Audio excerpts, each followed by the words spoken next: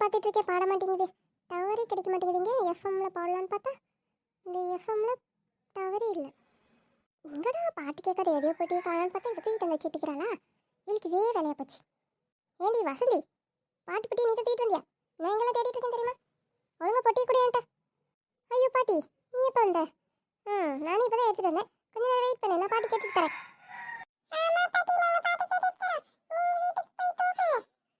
இந்த பாருமா, இந்த நேரத்துக்கு நீங்க கேட்குற மாதிரி புது பாட்டுலாம் வராது, பழைய பாட்டு தான் வரும். பரவாயில்லையா? ஆமாம் ஆமாம், அதெல்லாம் இப்போ வராது புது பாட்டு. இப்போ எல்லாம் பழைய பாட்டு தான் போடுவீங்க. அப்படியே சொல்கிறீங்க? உண்மையை தான் சொல்கிறீங்களா பாட்டி? ஆமாடி என் பேத்தி, உங்ககிட்ட எதுக்கு நான் போய் சொல்ல போகிறேன்? உண்மையை தான் சொல்கிறேன். அப்போ சரி பிடிங்க, நீங்களே எடுத்துகிட்டு போய் கேளுங்க. நீங்கள் பாடவும் மாட்டேங்குது, ஒன்றும் மாட்டேங்குது. என்ன ரேடியோ பட்டியோ. 2 பேரும் எங்கேயா உட்காந்து அமைதியாக விளையாடுங்க, எங்கேயும் போகக்கூடாது சரியா? அப்புறம் உங்கள் அம்மா கிட்ட நீ தான் திட்டு வாங்கணும். என்னை சேர்த்து திட்டு வாங்க வச்சிடாத. நான் எங்கேயும் போக மாட்டேன், நீ எடுத்துட்டு போ.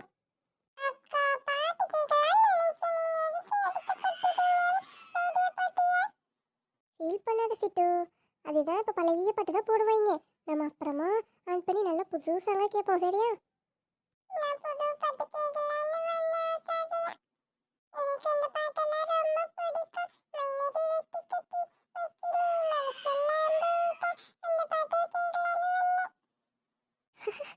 அது நீயே அழகு பாடுறியே. சரி விடு, அப்புறமா நான் போட்டு தரேன். சரி விடு, இப்போ என்ன பாட்டு தானே கேட்க முடியும் பிச்சி. நான் உன்னை வேற எங்கேயாவது கூட்டிட்டு போய் உனக்கு போர் அடிக்காம விளையாட வைக்கிறேன்ப்பா. கண்டிப்பாக கூட்டிட்டு போகலாம். உன் ஃப்ரெண்ட்ஸை கூட்டிட்டு வா, என் ஃப்ரெண்ட்ஸை கூட்டிட்டு வரேன். என்ன சிந்தி, எதுக்கு இவ இப்படி ஆடிட்டு இருக்கா நம்ம சிட்டு? அது ஒன்றும் இல்லை பிரியா, நம்ம ஃப்ரெண்ட்ஸ் எல்லாம் சேர்ந்து போய் விளையாடலான்னு சொன்னேன், அதுக்கு தான் போய் விளையாண்டுட்டு இருக்காவ. ஓஹோ, அத்தை பிள்ளை குசி ஆயிடுச்சா? சரி சரி, ஆடு ஆடு. உன் ஃப்ரெண்ட்ஸ்லாம் இங்கே, அவங்களையும் கூப்பிடு. எதுக்கு சிட்டு இப்படி லூஸ் மாதிரி ஆடிட்டு இருக்க? போது நிறுத்து. நம்ம எல்லாரும் ஏன் தோப்புக்கு போய் விளையாண்டுட்டு மாங்காய் பிச்சு சாப்பிட்டுட்டு வரக்கூடாது?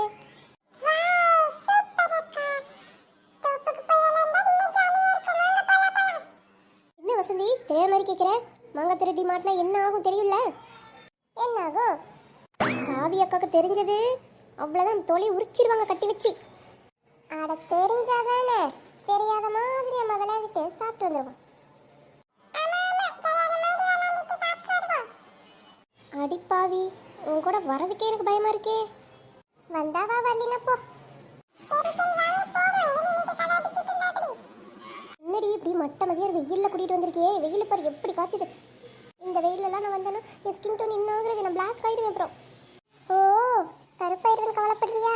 அட வாமா, எப்போவாவது ஒரு நாள் வெயிலில் போனால் தப்பு இல்லை, நல்லது தான் உடம்புக்கு வெயில். ஆமாம் ஆமாம் நல்லது தான், ஆனால் அது காலை வெயில் மாலை வெயில் தான் நல்லது. இப்படி மதிய வெயிலெல்லாம் நல்லதே இல்லை. அதான் நிழல் இருக்குல்ல பிரியா, நீ அங்கங்கே அப்போதான் நிழல நின்றுக்கோ, ஒன்றும் பண்ணாது.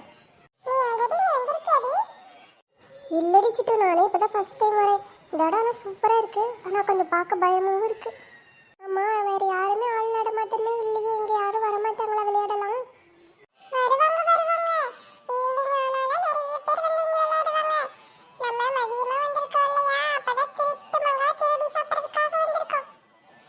ஆமாம் ஆமாம், திருட்டு மாங்காய் தான் ருசியாக இருக்கும், அதனாலயா? என்ன வசந்தி, நிஜமாக மாங்காய் திருட போகிறோமா? திருட்டு மாங்காய் திருடுறது யாராவது பார்த்துட்டா என்ன பண்ணுறது? பார்த்துட்டா ஒரே ஓட்டமாக ஓடிடுவோம். சரி, ஓடும்போது மாட்டிக்கிட்டோம்னா என்ன பண்ணுறது? ஓடும்போது மாட்டிக்கிட்டோம்னா அதை அப்புறம் பார்த்துப்போ, நீ வா. அடி பாவி, அதை எப்படியே சொல்லுடி, ஒரு ஐடியாவே இல்லாமல் எப்படி போகிறது? அட வாமா, எல்லாத்தையும் பிளான் பண்ணி பண்ணால் என்ன நல்லாயிருக்கும் சொல்லு. வா போ, கையை கொடு, நான் பிடிச்சி இழுத்துட்டு போகிறதா வேலைக்காக. சரி விட்டு விட்டு, நான் வரேன், கையை விட்டு வசந்தி. சிட்டு பின்னாடியே வா, ஃப்ரெண்டையும் கூட்டிகிட்டு பத்திரமா வா, என் பின்னாடியே வாங்க.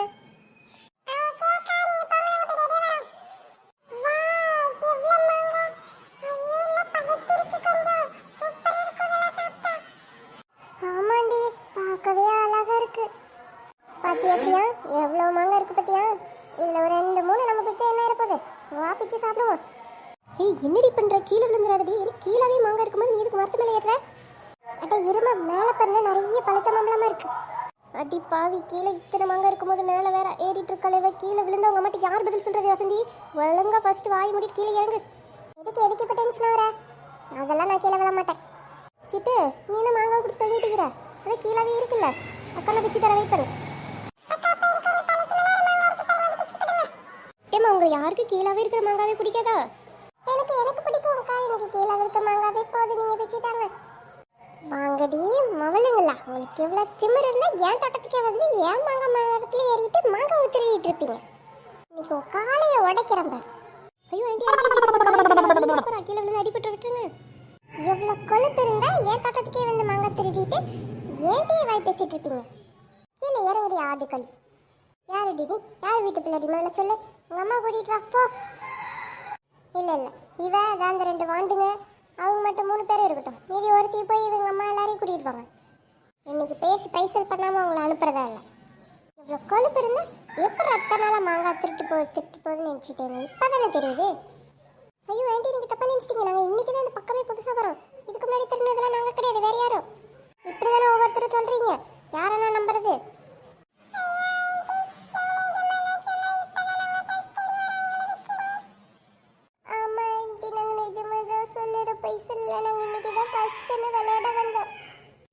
பூசத்தலான்னு பார்க்குறீங்க? அவங்க எல்லாரையும் இன்னைக்கு பிடிச்சி கட்டி வைக்கிற பாருங்க மரத்துலேயே. ஐயோ ஆண்டி, நிஜமாதான். நீங்கள் வேணா இவங்க பாட்டி, இவங்க பாட்டி உங்களுக்கு தெரியுமா? இவங்க பாட்டி பேர் என்ன தெரியுமா? அவ பெரிய இவளாவ சொல்லு. இவங்க பாட்டி பேர் ரமணியம்மா. நிஜமாவா சொல்றீங்க? இவ பாட்டி பேர் ரமணியம்மா? ஆமா, என்னுடைய பாட்டி பேர் ரமணியம்மா தான்.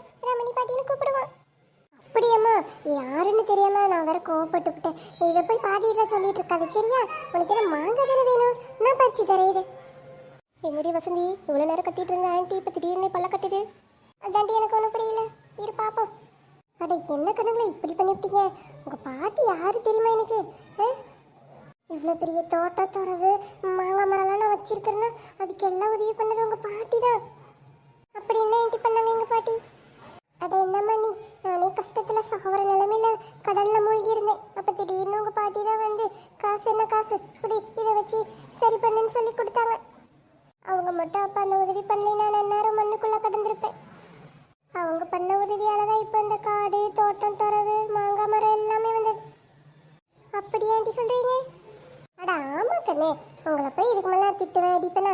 உங்களுக்கு எத்தனை மாங்காய் வேணுமோ எவ்வளோ இந்த மரத்தையே கூட வெட்டிட்டு எடுத்துட்டு போங்க, நான் ஒன்றுமே சொல்ல மாட்டேன். அப்பாடா, எப்படி தப்பிச்சோம்.